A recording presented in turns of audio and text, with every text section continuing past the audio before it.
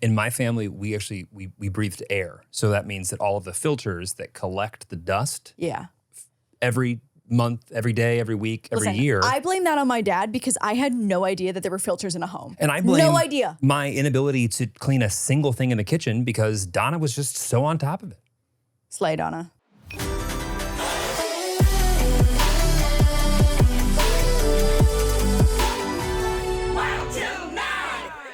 Yep, let's go home. Shopify powers 10% of all e-commerce in the US, and Shopify is the global force behind Allbirds, Rothy's, and Brooklyn, and millions of other entrepreneurs of every size across 175 countries. Sign up for a $1 per month trial. How much? $1. A single dollar. $1. They're basically giving it away. $1 trial period at shopify.com/WT9, all lowercase. Go to shopify.com/WT9 now to grow your business no matter what stage you're in. Shopify.com/WT9. Woohoo! Welcome back to Wild Till 9, and welcome Jeremy, who is down one tooth and one traumatic weekend. Well, for my my dental inclined Tillies, tooth number 19, it's no longer with us. No longer with us. And May he rest in peace? Do you want a woman in my mouth? No, I'll kill her. Right. They're gone. They're gone. Oh my God. Okay, so let's back up. Welcome back to Wild Till 9. How's everybody doing? Welcome back. Hey, Lafia. Jeremy is vertical for the first time in about a week. Yeah. And so coming to you live from a revived Jeremy. Gotta say, you know, like you're on camera, you just try and not look like a complete, dull, lifeless, soulless human. Yeah. Which oftentimes is like, you smile probably a little bit more than you would if you weren't doing whatever you're doing. Sure. And I can already tell the amount of like smile I would just give ain't gonna happen this fucking episode because it already hurts. So when I look like Here comes Grumpy Jeremy. Yeah, when I look like I'm not for the first time thrilled or interested or just on the seat of my edge. Seat of my pants. Edge of my seat. Seat of my edge of your seat. I'm not edging. Not 5 minutes. And so when I look pissed off this whole time. That's why. That is why. That's why. So let's back up. So it is currently a Friday. So rewind 1 week exactly to last Friday, and it was Mia's birthday. And I feel like you were starting to feel tooth pain because you left the dinner to go grab some more Advil. Which I don't know if I've ever. I can't remember the last time I would have like, hey, I'm gonna go back home. Yeah. Get painkillers. Right. And come back. Right. Yeah. So like not in enough pain that you were like, hey, I can't be here, but enough pain that you had to leave the dinner momentarily and come back. Right. Okay. So Friday, you were like. And then ate a pizza. So. Right. So. Like, I wouldn't be eating a pizza right now. You were fine. You were fine on Friday. Yeah, it hurt. It hurt. And I feel like also on Thursday, it started feeling uncomfortable. And I was like, did you make an appointment? And you were like, okay, when Lauren. So I have to, guys, tell him to go away. It's just us for a second. Tell them to go away. Seriously. Who are you telling to go away? The guys are going to tell all the girls to go away for a second. Oh, right. So we've got 2 audience members left. Right. Hey, perfect. Guys. So you know how like when you are honest about a health issue with your significant other, and then they make it their personality to remind you every 5 minutes of your health issue? Once. I was like, hey, did you make a dentist appointment? Once. There's no chance it was once.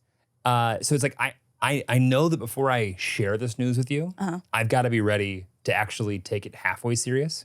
And if I'm not ready, don't even bring it up. Yeah, I fully agree. Right. If you're not ready, don't bring it up. So like, I waited longer than what I would have wanted to tell you because I knew what would happen. And then when I told you, it kind of was like the perfect time when it also really started to hurt a fuck ton. Yeah. So it was like you were reminding me how much I should get an appointment. At the same time, my mouth was also reminding me I should get an appointment. Right. So it was kind of compounding. And I'm the bad guy here? No. That didn't sound super reaffirming. You're insistent on me taking care of myself. Yeah. Totally. Yeah. By the way, I want you to take... So sorry that I love you and care. Also, you suffer loudly. You welcome it. If I were to sequester myself upstairs in the bedroom and not come out, you would make trips back often. Oh, yeah, for sure. To check on you, as I would want you to do the same for me if I sequestered myself. Well, we're not talking about you right now. We're talking about me. Anyway, you suffer loudly. So I was like, one, like, don't you want to not be in pain? Like, to me, it's just like 1 + 1 = 2, you know? Yes, but the dentist sucks. Sure. Listen. And like, I like my dentist. Yeah, he's great. But like, I've had my mouth was constantly on display. Some new piece of metal was being added to it. Yeah. From the ages of like 15 to 19. It's just one of those things where I'm like I'm like, this doesn't compute for me. It hurt. Right. It not going to get better. Right. Make appointment. But like, I didn't think I was gonna have to have my like tooth pulled out of my mouth. Right. Okay. So anyway, so Friday, you wake up Saturday and it's getting worse rapidly. On like Thursday night, it was so bad I couldn't really sleep. Right. So like I was like, oh, this isn't great. Yeah. I'm in pain because no matter which way I lay, it hurts. Mm-hmm. If you lay on it, hurts. Lay on the other side, it's like up in the air. All bad. I also didn't want to admit that it was as bad as it was, but then I kept seeing the outside of my face get bigger. And bigger and bigger. Like, when my cheek is starting to like come this way, I'm like, oh, this is not great. So Saturday and Sunday, you're on the soup, Advil, and icing diet because you called on Friday and they were able to prescribe you a Z-Pak. Right. You also were doing ibuprofen and Tylenol together as recommended by the doctor or the dentist until your appointment on Monday morning. And I feel like for your benefit, you just slept the entire weekend to like sleep through the pain because you were in rough shape. It was, well, the problem is like, you know, like when you have something newly hurt, you kind of like feel your heartbeat. Oh, yeah. In that area. Even like when you have a bad headache, you can feel your heartbeat in your head and it sucks. That was kind of going on under my ear, which is a very like weird, like it just like throws your equilibrium off. And on top of that, you can't eat, you can't really talk, you can't laugh. You look like a complete like circus show. So your life is very small. Also on Sunday, on the actual gums of your mouth, you were starting to grow like a mini golf ball. Oh yeah. Well, it's like physically I could see on the outside. And then what's funny is I was like telling my uncle, who is an oral surgeon, who is the one who implanted this fake tooth, like the actual drill up there, like when I was a kid. And I was explaining to him how it felt. And he goes, well, what's it look like? I go, I gotta be honest. I haven't looked because I'm too nervous to look at it. And had he not asked me to send a picture, I wouldn't have even looked at it. Jesus Christ. I'm putting it off. Literally? For tomorrow. Why do men do this? Why do they do this? I like, what is it? Can you explain it? Because like, what is it? It's a rip the Band-Aid moment for me. Like, I don't want to deal with it. It's going to be awful. It's going to suck. Yeah, but it's just going to be more awful the longer you put it off. But like, I would rather just be like car crash versus 1,000 pinches. Okay. I hate inconvenience. Okay. I hate little all over the place. This wasn't awful. little. I know. Anyway, point is, I feel like I don't have bad experiences as an adult with my mouth. Okay. But as a kid, because I couldn't get braces until after everybody else had theirs taken off, I have such weird like resistance and hesitation for anything invasive teeth-wise. Okay. I mean, it's like how I have the retainer mold goo trauma. I feel like that's like a very specific mouth childhood related trauma for me. Okay. No one liked when they put this much material in your mouth. Yeah, it was fucking awful. Like, it's awful. I think back to the things that like we did as a kid. And it's like, we really did get the tail end of some medieval shit. Oh my God. The pink goo will haunt me for the rest of my life. And I'm so glad that we have evolved past that to the 3 scanner. Little cup, they like. Yep, they mix it. And they just put it in there and it gets like bigger. Mouth cement. Right. Yep, and then they put it in like the hockey mouth guard. And I could literally gag just thinking about it. And the sound. Yeah. I could literally gag just thinking about it. Anyway. What do they do now? What? What do they do now? They take this little tiny wand, tiny, fucking tiny. And again, I have a small mouth. Tiny little wand, and they just like hover over all of your teeth, barely even make contact to make a full 3D mold of your teeth. It's fucking incredible. Where was this 15 years ago when all of my dental issues in a 4-year period required me to like be in an orthodontist chair every 2 weeks? Literally same. So anyway, we go to the appointment on Monday. And he's looking at it and he's like, oh, so this has to come out now. Like, you know, like you always go into the dental office and you never see the dentist first. You see someone first. Yeah. And so the dental hygienist, who I really like at this office, like she was getting out the tools, like the magnifier, this and that. And I go, I don't think you're going to need that. Yeah. And she goes, oh, okay, let's see what we got here. And she like looks in, she goes, oh, I mean, I don't mean to be rude, but It's not often I see a perfect abscess. Well, like no, she this. took the X-ray and then we got to see it. She was like, "This is a textbook abscess at the base of a root canal. It's round. It's round. It's circular. It's perfect. It's perfect. Thank you. And our friend Jerry is a dental hygienist, and I had also been giving him updates throughout the weekend, and he was like, "Please send me a photo. I'm so excited to see the I X-ray." know everyone who's in the dental industry are just all sick fucks. Yes, of course. I mean, if you find joy and find satisfaction in that, I feel like there's a common denominator there of like finding that satisfaction of teeth cleaning. Dentists get a bad rep. Really? Oh, he's not a real doctor. He's a dentist. He's a doctor. Yeah, he's a doctor. When I think about the amount of things that my dentist is able to do, yeah. Quite impressive. Which on Monday they sent us home to go eat lunch because Jeremy was gonna be because they were gonna give you nitrous to help you like just get through this. He was like, "Come back in an hour and a half and we're gonna rip this puppy out." Because I mean, I feel like give the history of that tooth. Full history? I mean, don't like it doesn't have to be the whole episode, but so my dentist, my former childhood dentist, turned out to be really quite a well-known figure in the city that I grew up in. Can we Google and see where he's at now? Are we allowed to do that, do you think? Well, let me finish the reason why. Okay. So great dentist, a lot of people went to him. In fact, his daughter was in the same grade as me and went to the same high school, which my entire class was 120 people. We knew everybody. Yeah. We knew everything. Sure. I knew both parents. Did you guys ever date? No. Okay. No. But he was... became well known for being, I guess, one of the most successful until not so successful cocaine traffickers in the city of Rockford, Illinois. Actually, if you could just look up, and I'm going to blur it out of respect for my friend, his daughter. Yeah. But if you would just look up Rockford dentist cocaine trafficking show, let's just see what pops up. Yeah. 29 defendants named in major Rockford drug investigation. That one. Hold up. I want to see it. 29 people named I want to see it. I will point it out. So he was part of a trafficking ring. They were moving product. Oh my God. This was my dentist. Oh my. See, okay, maybe it's time to take some more clients. If you've got enough time to traffic drugs, it's time to take on some new clients. Yeah, it says Will authorities. you share it? The pictures? Yeah. Oh my I've seen this exact God. thing. Yeah, so my dentist is in there. More than $1.7 million worth of cocaine. What an unsuspecting looking drug dealer. Yeah. Well, also, like, that's probably why they got away with it for years. Yeah. Because these look like white collar people because they probably freaking were. What's funny is like they were all like a lot of them were parents. And so the kingpin like couple that ran the whole thing, I also knew their daughter. They went to another school, but were like 2 years younger than me. My God. Yeah. Anyway, that is hometown tea. So shockingly, a man who's very good at a lot of things. Yeah. Drug trafficking included. When I got my first cavity as a teenager, first one, I don't know really what they do to cavities. I guess they like repair it, fix it, whatever the fuck. Regardless, first cavity, didn't fix it correctly. Not a problem though. Okay. As I said earlier, dentists, very good at a lot of shit. He goes, not a problem. This is my fault. You actually need a root canal now, which not great. You're not gonna love it, but I can handle that. Not a worry. You don't even have to leave the office.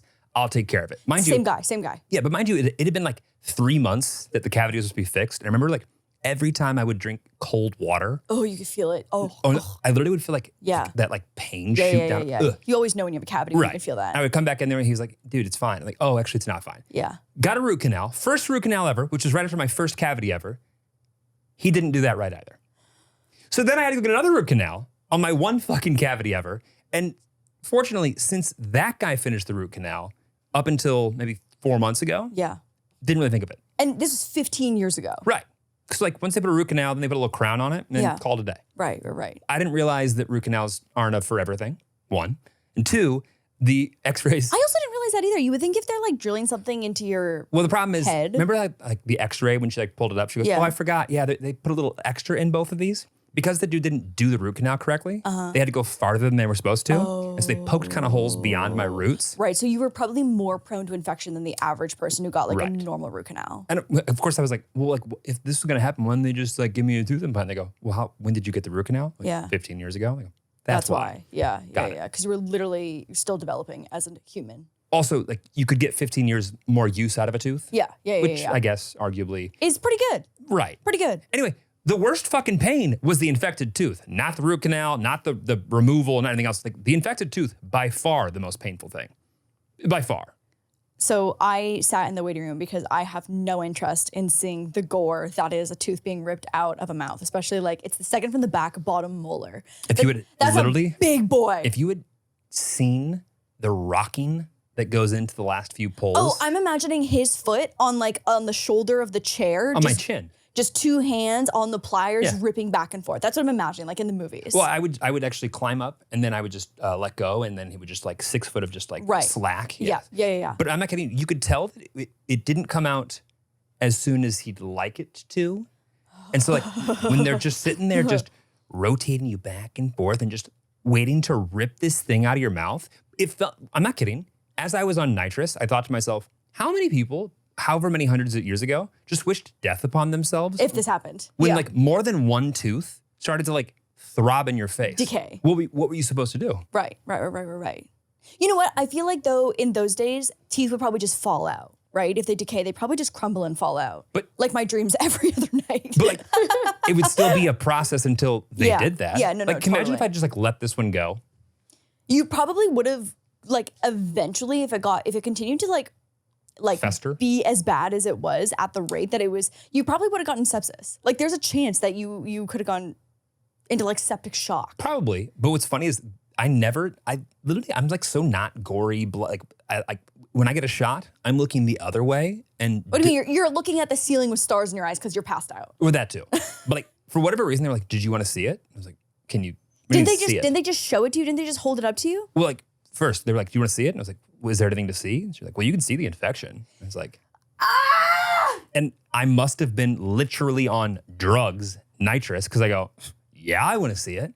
And like she literally pulls the thing over, and like the infection is hanging off of my fucking root. It was disgusting. That's disgusting. Jeremy said it was like green with a vein, and it like looked like a living organism at the bottom. Oh! It was, by the way, no wonder my mouth hurt. It was huge. It reminds me of like just the random germs and stuff from, did you ever see Osmosis Jones? Of course. Like when they go into the cartoon world, like the animated world, it reminds me of just like all those germies. Like that's what I picture at the bottom of your tooth. Why has there not been a new Osmosis Jones? I don't know.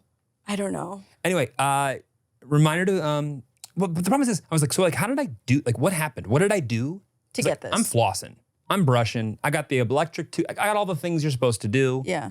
And he's like, honestly, with root canals like this, it just happens. You kind of hit the max though. You hit the 15 years and it just expired. That's not an expiration date. Oh, I thought you said they'd last about 15 years. They just don't last forever. It did last 15 years. Oh, I see. Got it. I wanted it to last as long as I did. Sure. Right. So now I have to, so they ripped the tooth out and now I have to go get another one drilled into my jaw and then a fucking tooth put on top of that. So anyways, we're going to Indiana for my first time ever because that's where Jeremy's oral surgeon uncle lives. Yep. So off to Indiana we go. Lauren's going to love the Midwest. Can't wait. Illinois and Indiana are similar. Just one has Chicago and one doesn't.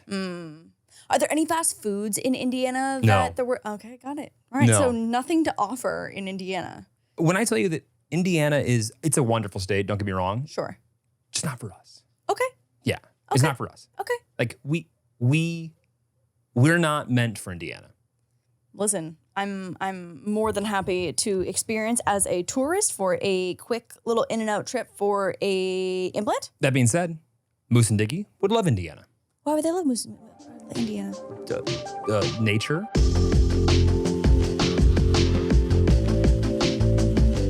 Fall can be a time where our routines need to kick into high drive after a more relaxed summer. As you get back into the day-to-day of this new season of life, whether that's a new job or juggling work and kids through back-to-school season, you might find yourself accidentally skipping meals, reaching for unhealthy snacks, or skipping exercise for some more time to zone out. Most of us don't realize all these things could be impacting our hair health. It genuinely surprised me when I discovered just how much stress, nutrition, and lifestyle choices can impact the health of our hair. I feel like we're all striving for healthier hair between the heat applications or coloring. Learning that even everyday factors play a significant role in our hair's condition was a real eye-opener. Physician formulated with 100% drug-free ingredients, Nutrafol's women's hair growth supplements are clinically scientifically tested to multi-target key root causes of thinning, including stress, nutrition, and lifestyle. Your hair is never just about your hair, and Nutrafol knows that. It could be dating life, your diet, the juggling act that parenting can be, finding your rhythm and new routines, or even following your favorite sports teams in an intense season. Greg knows that one all too well. I know he does. He does. It could be almost anything that has nothing to do with your hair. Think about that. That's why Nutrafol takes a whole body approach to hair health, addressing the problems inside to help hair grow on the outside. With Nutrafol, building a hair growth routine is simple. Purchase online, no subscription or doctor's visits required.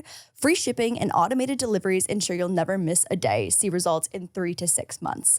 Love Nutrafol because it helps solve the root of the cause, literally. Address your root causes of hair thinning with Nutrafol. I get it. It's in the words. It's in the. Yeah, it's funny. It's a good. It's a fun. Did you one. get it? It's a good one. Okay, yeah, good. yeah. The hair growth routine that keeps up with your life. For a limited time, Nutrafol is offering our listeners $10 off your first month subscription and free shipping when you go to Nutrafol.com and enter the promo code WILD. Nutrafol.com, spelled Nutrafol.com, promo code WILD. That's Nutrafol.com, promo code WILD.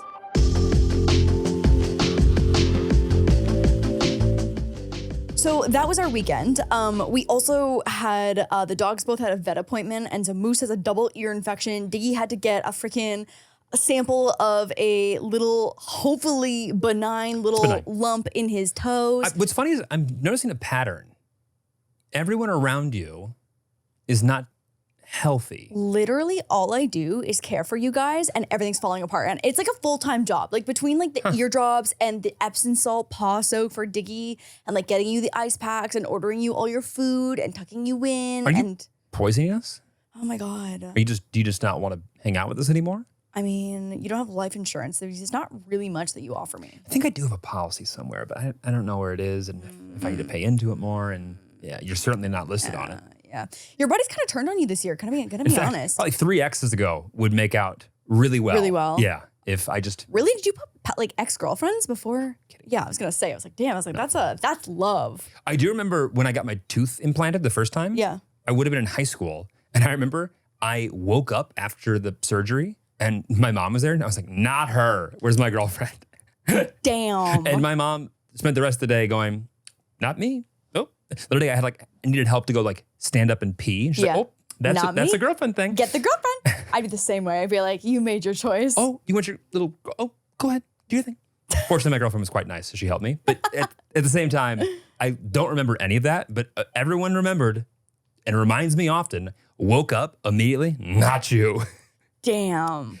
Yeah. That's harsh, babe. I remember asking just repeatedly when I kind of came to this last time, where is my wife? I love her so much.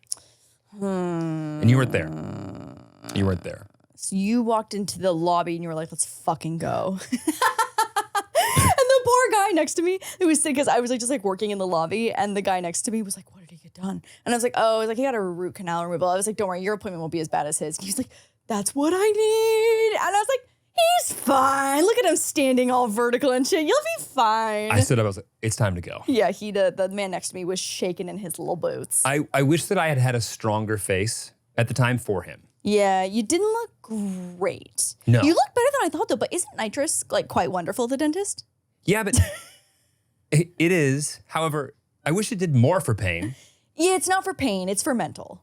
Because the shot that goes in to numb, that first 2 or 3. I was really worried about you with that one. I could tell that my face was, because I try to tough boy, but I could tell that because the dentist was like, hey man, you're doing great. I know this one is really tough. And I could hear my breath off of my fucking glasses and everything. It's it hurts. I mean, I've had to tell you this every time I put eardrops into Moose's ears this weekend. Babe, we have to do hard things. I would rather get eardrops. How about an eye drop? But no, definitely not. Yeah, don't threaten that on me. And also both ears being infected.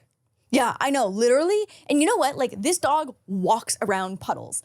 I know that getting water in the ears is not the only way you can get an ear infection. It's probably just because he has seasonal allergies. But the way that this dog has not touched a drop of water intentionally in so long. But I genuinely think if we just stopped taking them to dog parks and didn't take them to any daycare where they got to play for days, I don't think half the stuff would happen, That's but then they true. wouldn't have fun. But they love it so much. Right. They love it so much. Also, every kid is going to get some infections. Also, I also just feel like then we're raising bubble boys who don't have an immune system. So I And feel like we basically have 2 bubble boys we already who are have also sick. 2 bubble boys. Right. Exactly. So anyways, pet insurance is wonderful. I highly recommend getting it because we racked up 2 $800 bills somehow between the 2 dogs in about 4 days, plus Jeremy. And Let me tell you, as someone who's always had health insurance paid for by an employer and does not have health insurance paid for by an employer, I am paying for my health insurance for the last couple of years. This sucks. We should really do something about that in this country. I wish that there was a better system, but if only there were one. If only. If only. You know what? If anyone's going to figure it out, it's the U.S. It's the U.S. God. Every time I see these bills, I go, this is insane. I mean, literally, as a Canadian, don't even get me started on this topic. I could rant about this for hours on end. It doesn't care who you are or where you're from. To me, it's like there are people who this dollar amount isn't in the cards, not a possibility. It just is so crazy that if something totally out of your control and an accident happens, that it could bankrupt you, ruin your entire life and your family. And like, I just can't wrap my head around that. I would even flip it to say, hey, America, let's just think like complete, just business shrewd capitalist. Do you want people to be taken out of the workforce for this long? Or to not be able to get healthy? Do you want people to just constantly be paying 2 or 3 private companies like their interest rates? No, you want them buying new stuff. You want them to be able to actually contribute to society. How can they contribute if all they're doing is paying off debt for something that they didn't want to do in the first place 10 years ago? It's literally so whack. Like, even if you wanted to just like be like selfish and like whatever about it, like right. both even sides. Even from the capitalist perspective. Yes. Yeah. Like it's not like either side benefits from families being overrun with debt because, I don't know, 3 of the infected teeth needed to come out. Makes no sense. No, it's literally so whack. I can't. I cannot wrap my head around it, truly. I cannot. On a happier note, it's my birthday this weekend. Oh, really? Yeah. Okay. How old are you turning? I'm turning 29 Babe, no, don't do that. 2. Come on. Be proud. Be loud, be proud. It's the odd number. It's not even about being 31. It's the odd number. Okay, so you're no longer going to be 30. Okay, great. 29 plus 2. Oh, okay. So like, do you miss your 20s? No, not particularly. Well, I don't believe you. Hold on now. Because I didn't think you did, but now with your no, I don't know if I believe you. Maybe I do. Okay. I guess I could. I wish that I could. I guess I don't feel 31.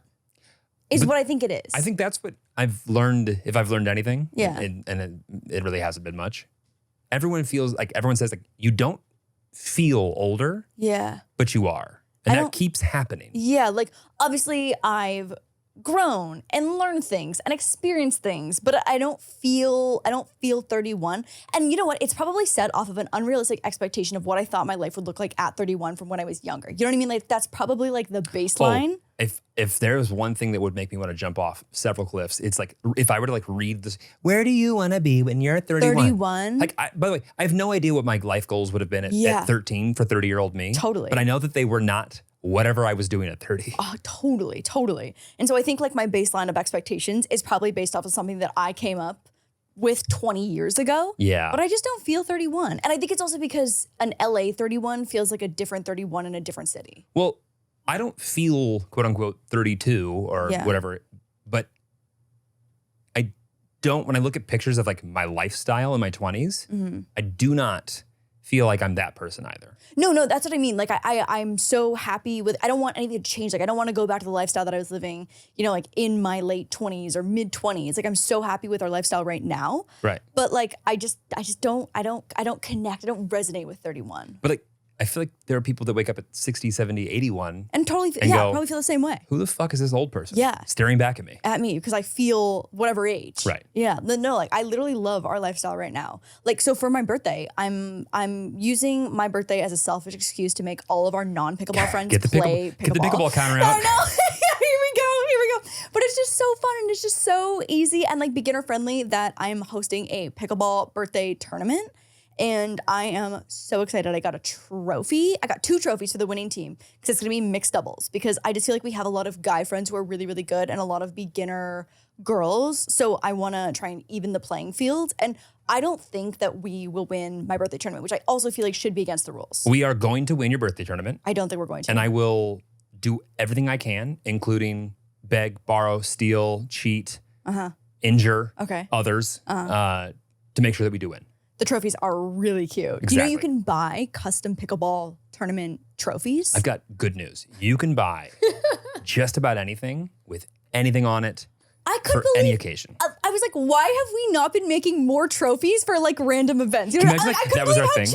Like we show up to somebody's like special day. It's like, hey, here's a trophy. No, I want to make fucking trophies for everything. I was like, I cannot believe how accessible and customizable and affordable a trophy is. You're basically becoming a full-time participation ribbon. No, but no. That's a ribbon is different than a trophy. A trophy feels much more legit. Okay. I kind of wish we did have participation ribbons though for your birthday. I probably have time to make them. So I actually looked into, and had I not had this mouth issue, I was gonna get custom balls that had like some like cute designs or whatever. That's so cute. I know. That's so cute. But I very much missed the timeline for that. Yeah. But it's not as hard as you think it would be. No, that's what I'm saying. You really can buy anything on the internet. It's wild. So anyways, the pickleball trophies are adorable and I'm so excited and I don't think we'll win and I'm going to put that. But I also feel like it's not a good look to win your own tournament. I know Colin and Samir did it when they hosted their last pickleball tournament. They won. But I just feel like... They pickleball? Yeah, they do. Y'all want to play us? You don't want to play us. Are they good? I actually have no idea. Fuck. I'm actually not sure. I will get back to you on whether or not I want to play you. I know. I do know that a lot of beginners attended that tournament. So I don't know what the skill level You're was. right. It doesn't sound good for them to win their own tournament. That's what I'm saying. Fucked up. That's fucked up. But something about your birthday makes me feel like I should still want to win it. Yeah, but it's not your birthday. I feel like morally it's not right for me to win. So should I find a new partner? No. And then you just kind of sit there and our ambiance? And our birthday ambiance? Right. I already bought an outfit, so no. Okay. Yeah. A pickleball outfit, I assume? Yeah, of Got course, it. of course. Just one out? One? Just one. Yeah. Oh, okay. Just one. So subtle. I know. I really did have to reorganize my closet though because the pickleball skirt section is growing because I was just rotating through 5 or 6 and then the laundry consumption had to go up. And I mean, I should really stop pretending like my athleisure drawers are secondary to my... Nice clothes? Yeah. Yeah. We're going to a black tie birthday party tonight and... I was like, God, what a different vibe than the birthday that I'm about to host. We're gonna have fancy cheese and crackers. So I did hire someone to do a grazing table. Okay. Like fancy charcuterie. But this is a black tie birthday that we're going to this evening. And Wiz Khalifa's gonna be there. So 2 different tax brackets as well too. I think of the 2 people that are hosting the birthday parties. Because Wiz Khalifa unfortunately will not be attending my birthday party. You don't know that? I just want to say that I fucking love Wiz Khalifa and I'm so excited. I feel like he's borrowed from your youth. He is. I saw him at the same concert that I saw Mac Miller. I was going to say, him and Mac Miller for you. Yep. I feel like are in the same real estate. That is an era of time for me. Yes, 100%. Are you excited for what you'll have to accomplish before we leave tonight? What do we have to accomplish? You have to learn something. I have to learn how to tie a tie. Would you like to see it? Oh my fucking God, I have to learn how to tie a tie. That's right. I did commit to this. I'm going to go get it just so you can see it. Okay. And I want you to tell me whether you're confident in your ability to learn. Should we do this live? I feel like maybe I could just learn how to tie a tie live on the podcast. What? You're not going to be able to. You don't think I'm going to be? I'm a pretty visual learner. I'm so nervous. Oh my God, fuck. I can't believe I committed to this. We all know that Jeremy didn't have a dad growing up. He would say that trauma if he was here as well too. And he would make everyone feel really bad about it. So you're lucky that it's coming from me. And so he never learned how to tie a tie. He learned how to tie like a vanity knot. And so I was like, babe, I'll learn how to tie a tie for you. And I forgot that I committed to that. And I was like, you know what? Like our next tie event, I'll know how to tie a tie by then. And so now, oh my God, it's 2:30 in the afternoon. So I have to learn how to tie a tie in the next 5 hours. I feel like my little Asian hands were made for this. Oh boy. That's a bow tie. It's a black tie event. You're gonna wear a bow tie? It's black tie. The dress code is black I just feel like you're not hearing the irony of you screaming that it's black tie and being like, bow tie, black tie, bow tie. Right? Like that sounds crazy, right? Like black tie is... You hear the irony though, right? In that. Wait, okay, to clarify, do men have to wear a bow tie to a black tie event, or it's just the black tie that you have? But it's black tie formal, correct? That's what the invite says. So like if you look at black tie formal, there's only so many options. So it could. But you can't wear a black tie? If it's black, is it formal or is it semi-formal? No, I think it's formal. Yeah, so See, the problem is, though, is that there's gonna be little TikTok little fuckboys who show up in jeans and a chain and a jersey. I put my money on it right now. There's a video on YouTube of how to tie a bow tie. Don't show her that. Guess how many views it has? Oh, 15 million? This has like I bet like 45 million. No, okay. I think how to tie a regular tie has that many, but how to tie a bow tie has 10 million views. Yeah, I believe that. Wow, okay, there's measurements on the inside. Mm-hmm. I can do this. So, okay. A comprehensive guide to black tie. What is black tie? 19th century, blah, blah, blah, blah, blah, blah. I don't think I realized until right now that the bow tie is just a knot with 2 triangles on the end. Like I thought there was more like bow, like literal bow loops, the way that you tie like a bow. You know what I mean? Like I didn't realize that. Well, there are. You're just gonna figure out how to tie them. Should I try on Diggo? Dude, what's funny is like I made it out of acapella, never having learned how to tie a tie. That's or I should say, crazy. Tie a bow tie. Wait, so now I'm trying to figure out if I need to wear a tux or not, though. I know that Cal is wearing a tux. Cal's going full penguin. Does it say black tie or black tie formal? Black tie formal. It says formal? Let me double check. In the meantime, Jeremy, what's the difference between a tuxedo and a suit? That's a great question. Okay, please dress in your best formal attire. Okay, if it says formal, it's a tuxedo. Wiz Khalifa's going on at 9. Wait, but it doesn't say black tie. It just says formal. It says formal in the follow-up today. On the invite, it says dress code black tie. But like, okay, black tie can be semi-formal. But like black tie formal, it's tuxedo. Okay, there's nowhere that says black tie formal, all those 3 words together. There's formal in one message and black tie attire. I don't think I'll wear, okay. Black tie attire. Yeah.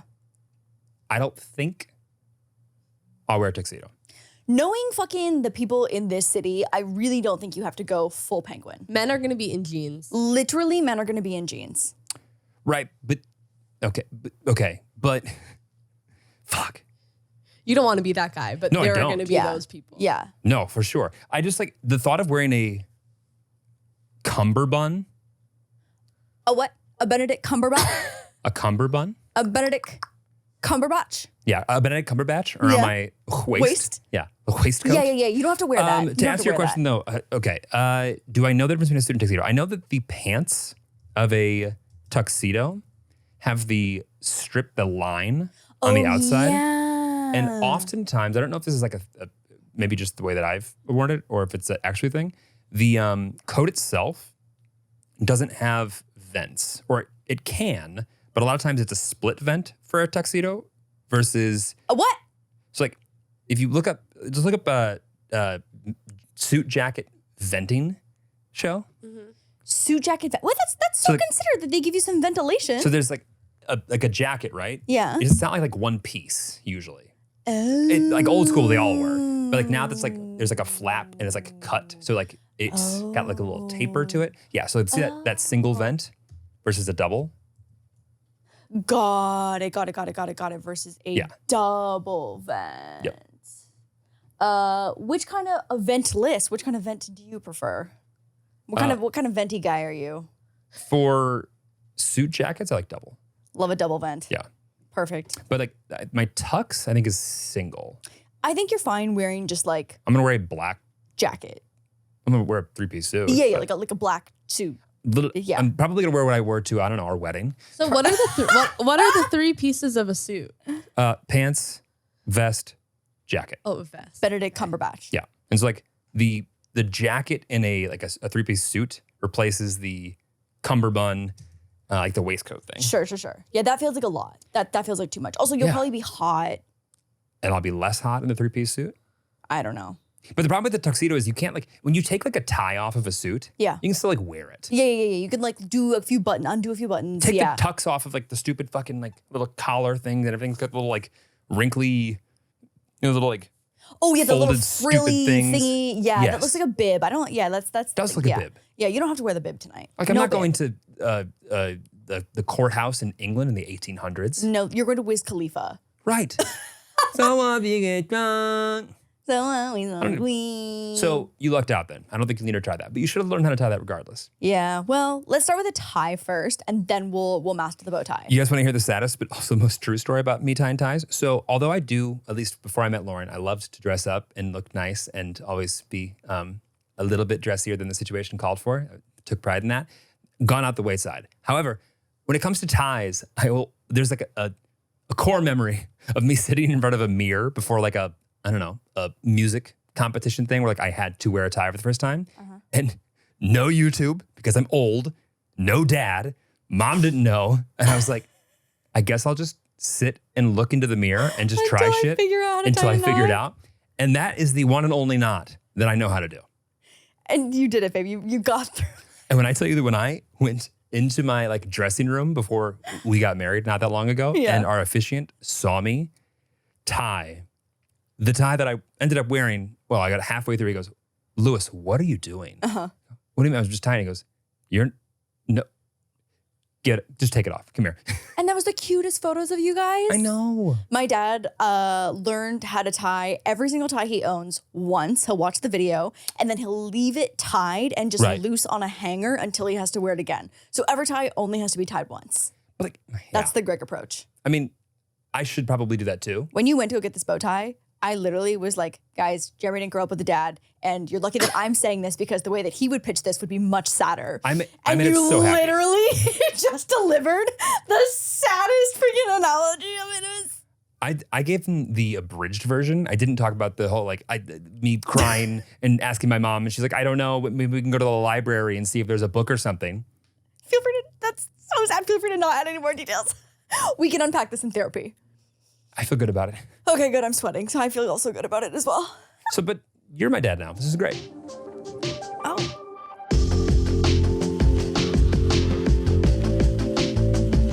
You all know how passionate I am about creating merch for our podcast. It's one of my favorite parts of the whole podcast experience. There's something truly special about brainstorming new designs, choosing the perfect colors, and seeing all of our designs come to life. Each merch drop is a new adventure and new way to connect with all of you, and it fills me with so much joy. And that's why we are so thrilled to talk about our next sponsor, Shopify.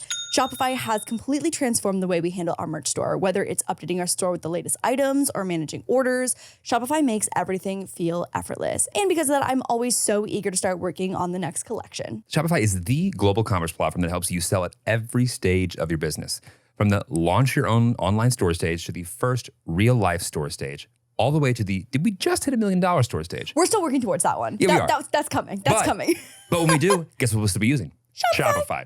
Shopify's there to help you grow, whether you're selling scented soap or offering outdoor outfits. That Jeremy is going to use so many of. Shopify helps you sell everywhere. From their all-in-one e-commerce platform to their in-person POS or point of sale system. Whenever and whatever you're selling, Shopify's got you covered. Shopify helps you turn browsers into buyers with the internet's best converting checkout.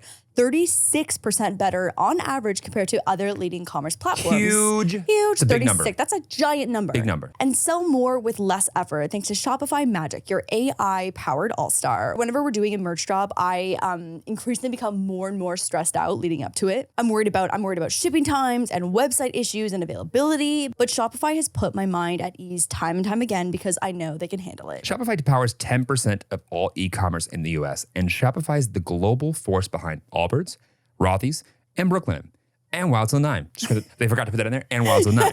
And LaurDIY, right? LaurDIY. Yes. Not currently, but in the past. And the future. But you haven't found a new person. It's going to be Shopify. It's always Shopify. Good. And millions of other entrepreneurs of every size across 175 countries. I'm not entirely sure how many countries there are, but it feels like that must be most of them. That's majority. It's got to be, right? It's got to. Based on science. Based on science. Plus, Shopify's award-winning help is there to support your success every step of the way because businesses that grow with Shopify. Sign up for a $1 per month trial. How much? $1 $1. A single dollar. $1. They're basically giving it away. $1 trial period at shopify.com/WT9, all lowercase. Go to shopify.com/WT9 now to grow your business no matter what stage you're in. Shopify.com/WT9. Woohoo!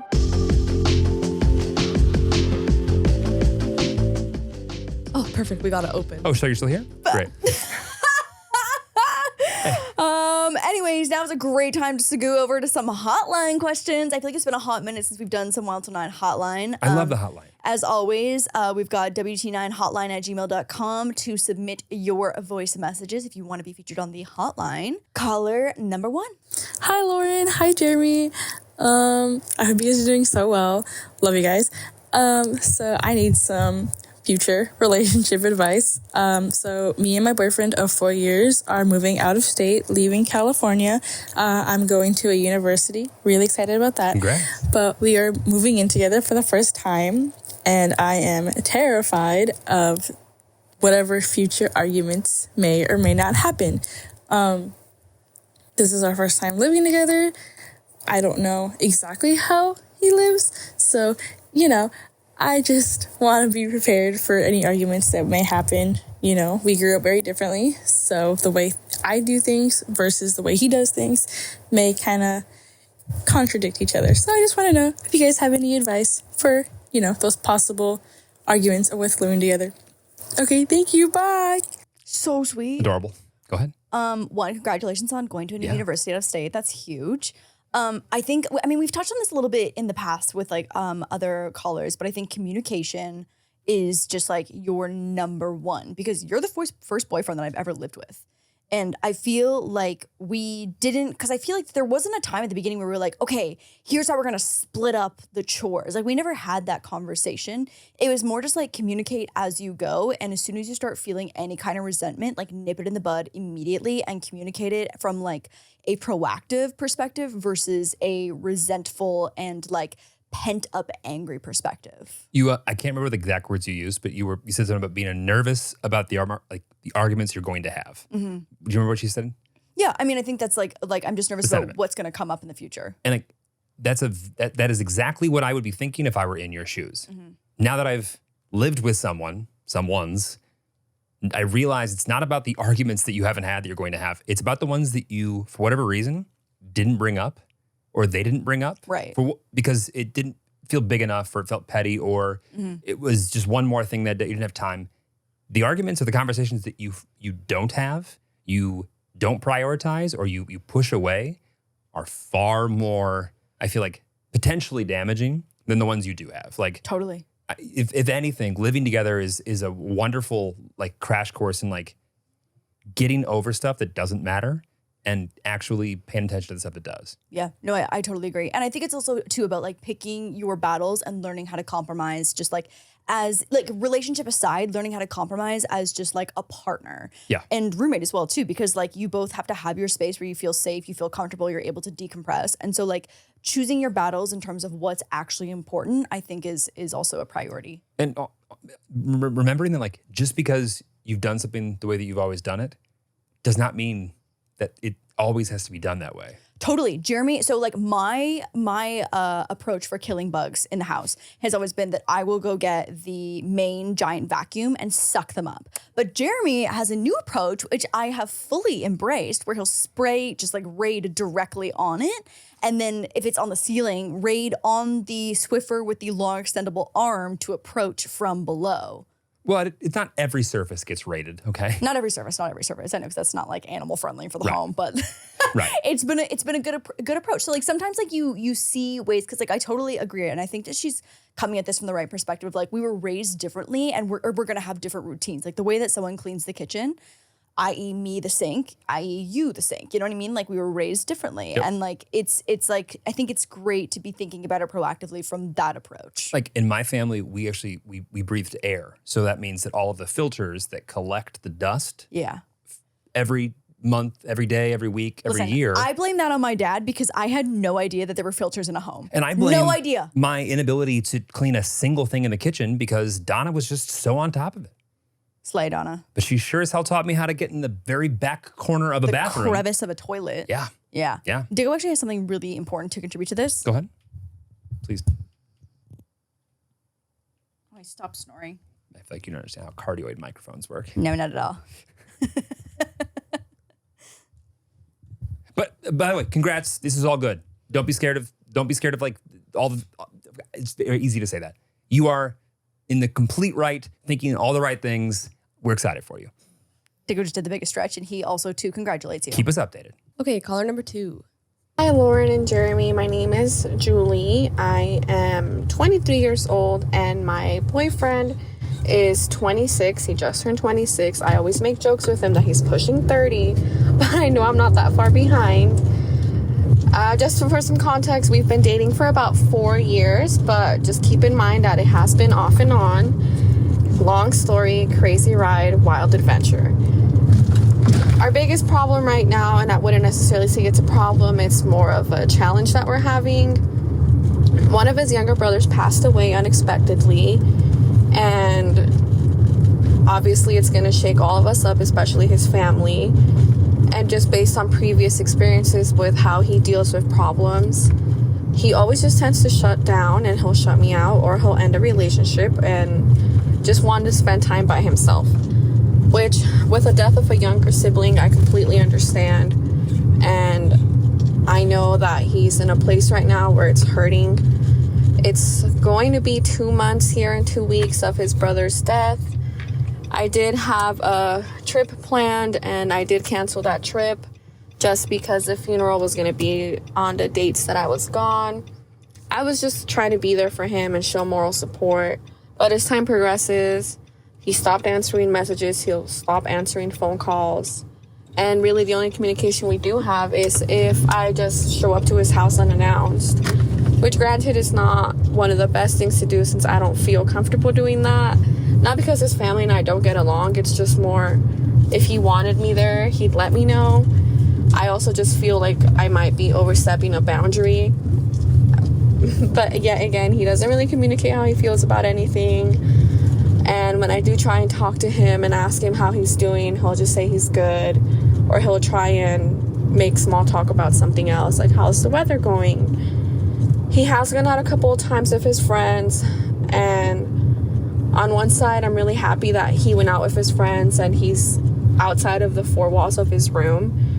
Yet every time I ask him to go out, to even just walk around the block to get some sunlight in him, he'll go ahead and say no.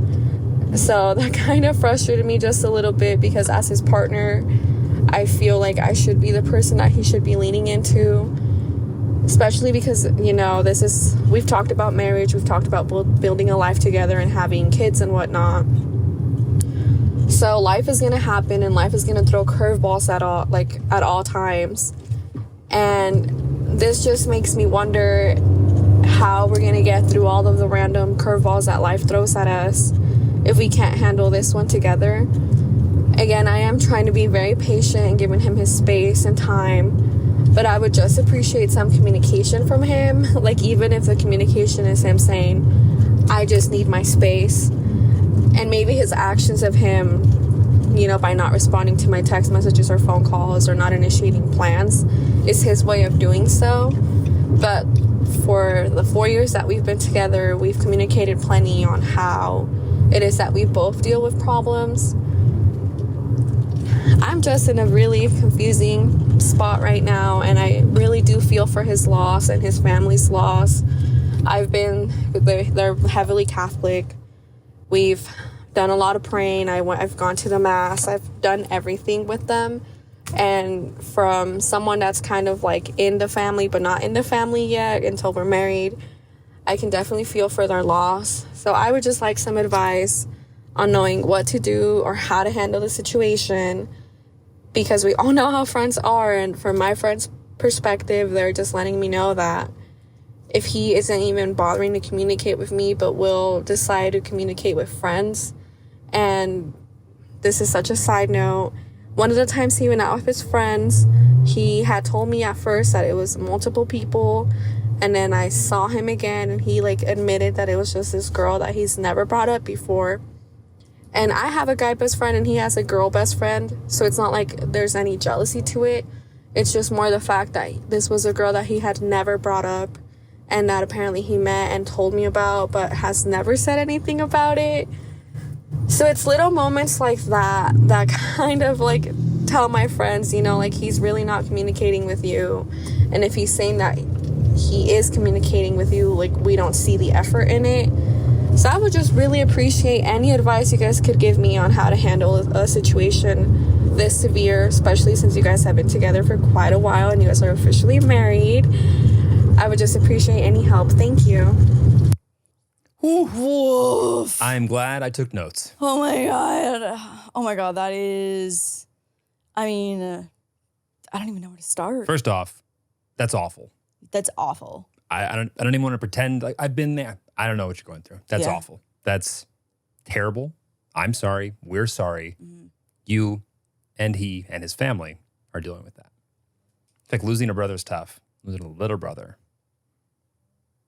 really tough. God, yeah, that's awful. That's awful. You want to start?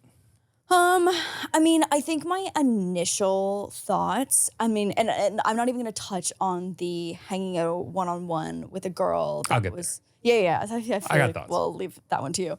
But I'm wondering if maybe like in a time where everything is so heavy and it's everything just probably feels harder to deal with no matter what the challenge is. I'm wondering if maybe the pressure to be a partner or the pressure to properly communicate expectations for what he needs or what he wants from her, he probably doesn't even know, because there's not like a playbook for how to process the loss of a younger sibling. You know what I mean? Like there's just no playbook on how to do that, and everyone's healing journey is different. So like I kind of think that maybe he's just going with the flow in what feels low pressure and is easy, and communicating what he needs probably also has a piece of acknowledging the loss as well too, which maybe he's not ready to do. So like I'm kind of thinking that maybe it's less about the relationship and less about her and more about just like him not being ready to acknowledge that. You steal my notes? Yes, exactly. Yeah. The thing that she said, what was it? Hold on.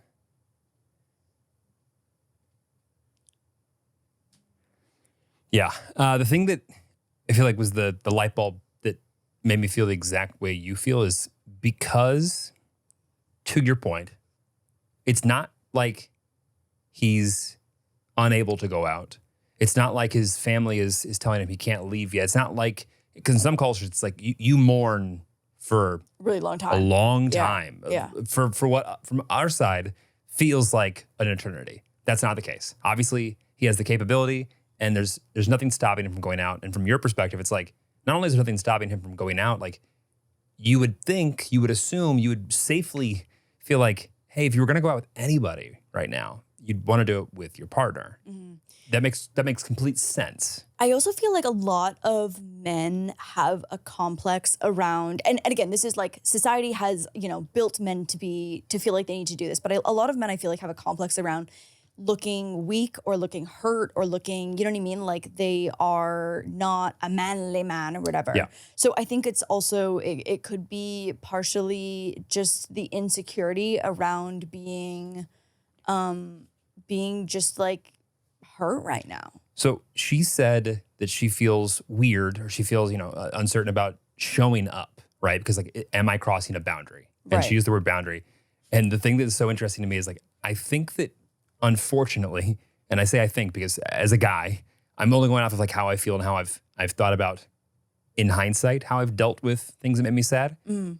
We do everything we can in times that like we need our best friends and our best partners and the people who love us no matter what, and will see us for who we are and are okay with that. Like if you never get any better, if you keep doing that annoying thing you do, you're good enough for me. Mm. We do everything we can to not even be on the radar of those people when shit hits the fan, because we don't want to have to feel like we need to be ready to have those conversations, to have something to say, to talk about the thing that you can't stop thinking about, but the last thing you want to do is talk about it. Totally. And unfortunately, I don't know his friends. I don't know this girl. I don't know the situation. But I do know that oftentimes guys with their best or longtime guy friends know that they can hang out an entire night and do whatever the fuck, and no one is going to ask them any part of a question that makes them have to actually resonate with the identity of who they are, what they're going through, and like what's going on in his life. Like, it would not surprise me if you dropped a recording device in their hangout session the entire night, just how little any question scratched the surface of like what's going on. Anything about what's going on. Because his friends think that's what he wants. Yeah. That's what he needs. That's what he needs. And like they might acknowledge it under the tip, like they're not spending time going like, how are you? How are you? How are you processing? Like, or like, what's going, like, what are you struggling with?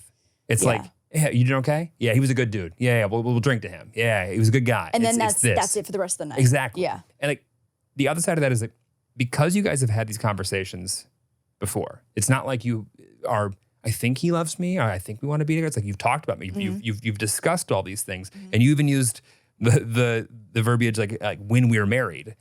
So like it's very reasonable for you to feel like, what the fuck? Yeah. Where am I to fit in all this? Yeah.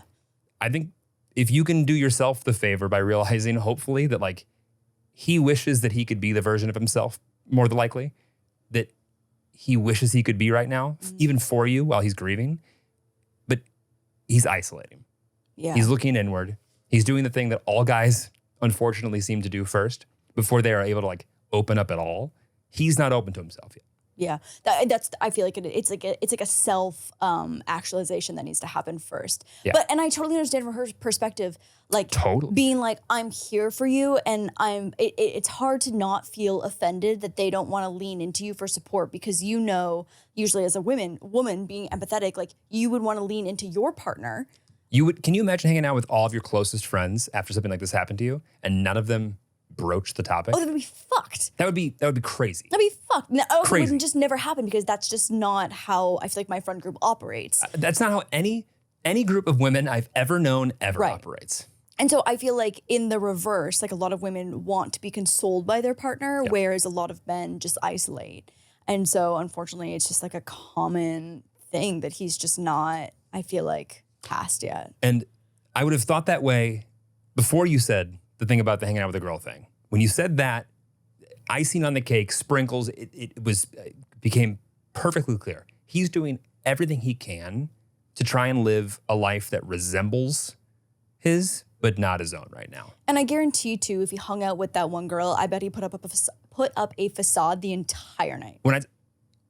Your boyfriend did not hang out with that girl that night. Some shell of a human did like was a little bit easier for the duration of their hangout for him to be. Like he is a character, and I don't think he's probably doing most of this at all on purpose. I'm wondering too, like if maybe he associates communicating with her as like going back to real life, where he has to acknowledge. Yes. Yeah. Because she knows that she has truth. memories. She's attached to the family. Like every time and this is another thing, like guys love to hang out with friends who allow them to be a version of themselves that is similar to the version they were when they met this guy. Right. And like they don't get called on it. And like it's not that you're gonna call him on it, but like he's going to see you and feel real feelings. Yeah. And that's scary for a lot of guys. If you can find a way to find closure with him, that is my only piece of advice. And I have no idea what that looks like for you guys, but like finding a way where it feels like you guys are working on something at the same time together, not just it's on him, it's his homework. He needs to like come around to it. By the way, it is. However, he needs to feel like there's a journey for both of you, because it feels like it's just him growing and you're already there. Right. He's going to feel so small, like unfortunately small in a way that is going to make you feel like you're intruding when you're not. Like you're doing everything you can. It's a really terrible situation. God, yeah, that's awful. Yeah. But like don't let the girl, the hangout, don't let that redirect back at you that you're doing something wrong. Yeah. You're doing everything right. He does not have a grasp, more than likely, on why he's doing the things he's doing right now. Agreed. Okay, last caller. Okay, let me give you some backstory, and then we'll get into the question and why I'm still around and need advice for this sort of thing. My boyfriend and I met many years ago, dated briefly, broke up due to long distance. There were no underlying issues, any issues in the relationship. It was purely because of distance. We stayed friends for those few years. I was in a very toxic, abusive relationship during those few years, not with him, with someone else. And before he and I dated, he was very similarly in a relationship. We just did not choose good people. It had nothing to do with anything we were doing, just terrible people. Anyway, when I moved closer, he and I got back together, and we've been together solidly for a few years now. Now my question is, or I guess the thing I need advice on is, I can count on one hand how many times we've been intimate over the last year. Fully 12 months, one hand. And it's no shade to him. He hasn't done anything wrong. I know he's not cheating. He literally does not have the time to cheat. There's no fear of that happening. But we have not been intimate more than that within the last 12 months. And that's not an uncommon thing in our relationship. That's been a cycle going on for the last few years. Our relationship definitely did not start out that way. But for whatever reason, it's trended that way. And I don't want to end the relationship, but it is becoming a deal breaker for me at this point. Obviously, I don't want to make him uncomfortable. There are triggers on his end and things that he's struggling with when it comes to intimacy. And we've tried talking about it. I've tried everything I possibly can to make him feel more comfortable, to initiate those sort of things, and it still just doesn't happen. So at this point, I'm not really sure what else to do. So if there's any advice, it is so gratefully taken. I don't want to break up with him. I'm in love with this man. I see a future with this man. But at the same time, I don't want to give my life to someone and my future to someone where there's no connection on that front, where that's not happening. To me, it's a very important part of a relationship, and I just feel like there's a better way to go about it. So if you guys have any advice for me, that would be incredible. Again, don't want to end the relationship, but if there's anything I can do to make it better, I'm happy to try it. Thanks, guys. Fuck. God damn. So it starts implementing an aphrodisiac diet 5 nights a week. Starts slipping in horny goat weed. Yeah, dark chocolate and all of the aphrodisiacs. All right, babe. Girls got needs. Talk to us. Well, I don't know. I feel like you're better suited towards this as the male perspective. Okay. Well, first off, we hear her. She's valid. Yeah. Oh, absolutely. Yeah. Because I totally agree. I feel like she's in a really tough position because if nothing has gone wrong, you still are totally in love with this person. But there's, I hate when that happens. It's pillar. They haven't done anything wrong. Those are the hardest breakups. If no one's done anything wrong, it's so hard. It's because you can't just stop loving someone overnight. So she said a couple things that I feel stuck out that weren't the focal points, but okay. When she said she's not worried about him cheating. He doesn't have time. Yeah. Okay. That to me, that's okay. So he's busy. Obviously she was joking, but at a certain point, I can rule that out because he wouldn't be able to accomplish it even if he tried to. Right. Okay. Right, Got right. it. So he's mentally or physically or whatever preoccupied. He's obviously, they said that there's some triggers or there's some things that have gone into this and the conversations haven't gone well. So I assume it's not a completely wide open blank space. This has been discussed at least. Yeah. You've tried to get it back. What's hard too is that as soon as you discuss it, it puts an added level of pressure on it, which can make the situation just even more complex and complicated. I'm not saying there aren't some guys out there that can totally hear it and handle it, but the vast majority of guys are not ready to be told that if they don't find a way to perform, to if they don't get the spark back that they used to have, that the partner that they otherwise have probably not forgot about this spark, but they haven't certainly feared it in a long time, is thinking about ending things because the spark might not be there anymore. Yeah. That's I don't know how many guys like hear that and go, oh, that's great feedback. Let me work on that. Let me get to that real quick. Every guy who hears that can come up with 1,000 fucking reasons right then, right there for why that is the case and why that is exactly what is happening and what's going to continue to happen for a while. And that's just going to be like, they're immediately going to be on the defensive. Right. And like, all I'm hearing is like, you don't want him to be on the defensive. In fact, you'd like him to be on the offensive, right? Yeah. So like, what do you think from a girl's perspective is the best solution here? I genuinely don't know. When I tell you that I am racking my brain trying to think of solutions for this, because I mean, I think it's hard to, because we don't know the details of what the communication and like the triggers, if there's been like past trauma, like that's really difficult to I think we have to assume overcome. Something is in the way of it being easy. Right, because they've obviously both come from like toxic relationships of some sort. They've experienced shitty people. Yeah, right, and like right. they know that they're not with a shitty person. Right. However, their existence and their current experience isn't what they'd like it to be. Yeah, exactly. And even worse, it's been better. So like for me, I genuinely think that like there's such a difference between telling somebody that they're not doing enough or doing what you want them to do versus finding a way to, in that like outreach, ask or like open like, hey, like, how can I like, what is it that you like, what can I do so that you hear me when I say like, you look good? What can I do? What can I say? How can we work this so that like, you know that I want you, that I want you to want me, and that do you not want me? Because like, if you pose the question like, am I no longer like interesting to you? Yeah. There's two answers to that. One, you certainly don't want, but like if for whatever reason, like yeah, I just like I've lost that. Okay, great, go to the doctor. Like he might have a medical issue that he needs to go like figure that out with somebody else before he can come back. Yeah, that's also like a total like a major possible option too. If like Let me that tell you, needs no to be. dude ever is proactively figuring out whether or not they've lost some libido in their 20s. Yeah. Like we just assume that we're an endless like vat of horny and that we'll always be able to turn it on if things call. If like, needed. For the most part, that is the case. But like one day, you probably don't have the sex drive you did at 15. And Totally. I also great. know a handful of guys who've been on an SSRI, an antidepressant, anti-anxiety, where that has had a major impact on their libido. And I don't think it's necessarily like an all medical thing or all situation thing, but like I think it's, as opposed to putting an ultimatum or making him feel like there's new pressure for him to perform, I do think you need to find a way to like open the conversation where that he needs to at least come back to you on what she can do.